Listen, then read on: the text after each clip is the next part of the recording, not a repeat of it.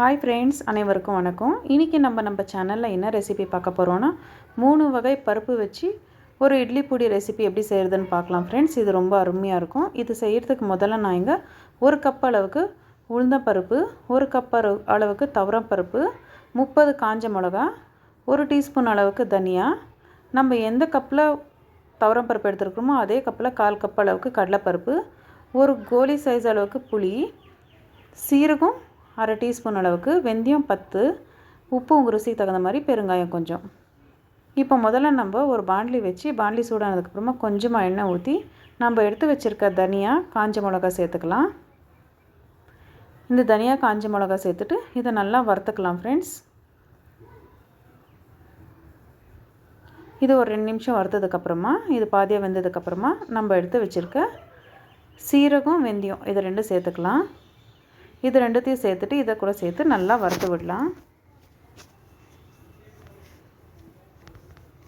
இது கேஸ் கொஞ்சம் மீடியம்லேயே வச்சு கொஞ்சம் பொறுமையாக வறுத்து விடுங்க ஃப்ரெண்ட்ஸ். அப்போ தான் நல்லாயிருக்கும். இல்லைனா தீஞ்சிட்டால் நல்லா இருக்காது. அதனால் ரொம்ப பொறுமையாக வறுத்து விடுங்க. இது கொஞ்சம் நல்லா கலர் மாறி வரணும். அது வரைக்கும் கொஞ்சம் நல்லா கைவிடாத வதக்கி விடுங்க. இதே மாதிரி பாருங்கள். இந்த அளவுக்கு நல்லா கலர் சேஞ்ச் ஆகி வந்ததுக்கப்புறமா இப்போ நம்ம இதை எடுத்து சைடில் வச்சிடலாம். போதும் இந்த அளவு கலர் மாறினா. இப்போ மறுபடியும் அதே பாண்ட்லிலே இன்னும் ஒரு கொஞ்சமாக எண்ணெய் ஊற்றிட்டு எண்ணெய் கொஞ்சம் சூடானதுக்கப்புறமா நம்ம எடுத்து வச்சுருக்க துவரம் பருப்பு சேர்த்துக்கலாம். இந்த துவரம் பருப்பு கூட சேர்த்துட்டு நல்லா வறுத்து விடணும் ஃப்ரெண்ட்ஸ். இதை கூட நல்லா கைவிடாத வதக்கி விடணும்.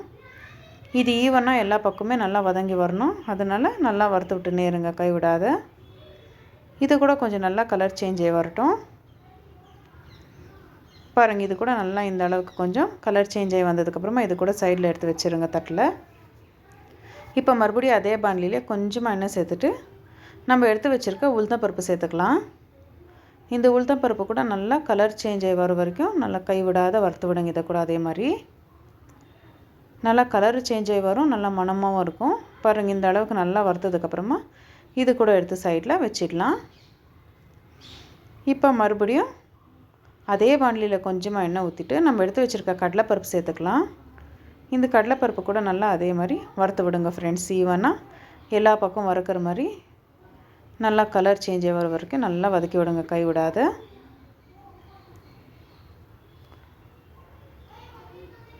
பாருங்கள். நல்லா இந்த மாதிரி வறுத்ததுக்கப்புறமா நல்லா கலர் சேஞ்ச் ஆகி வரும். இது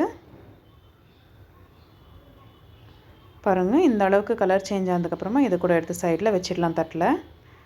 ஸ்டவ் ஆஃப் பண்ணிவிட்டு இப்போ அந்த பாண்ட்லி சூடாக இருக்கு இல்லையா, அதுக்குள்ளேயே நம்ம எடுத்து வச்சுருக்க புளி வச்சுருக்கலாம். ஒரு 2 நிமிஷம் அப்படி இருந்ததுன்னா மிக்சியில் போட்டு அரைக்கும் போது ரொம்ப ஈஸியாக மெசஞ்சிடும் ஃப்ரெண்ட்ஸ். அதனால தான் இப்போ நம்ம எடுத்து வச்சுருக்க பொருளெல்லாம் நல்லா ஆறி இருக்குது. இப்போ மிக்சி ஜாரில் எல்லாத்தையுமே சேர்த்து போட்டுட்டு கொஞ்சமாக பெருங்காயத்தூள், உப்பு உங்கள் ருசிக்கு தகுந்த மாதிரி போட்டு நல்லா நைஸாக அரைச்சிக்கலாம் ஃப்ரெண்ட்ஸ்.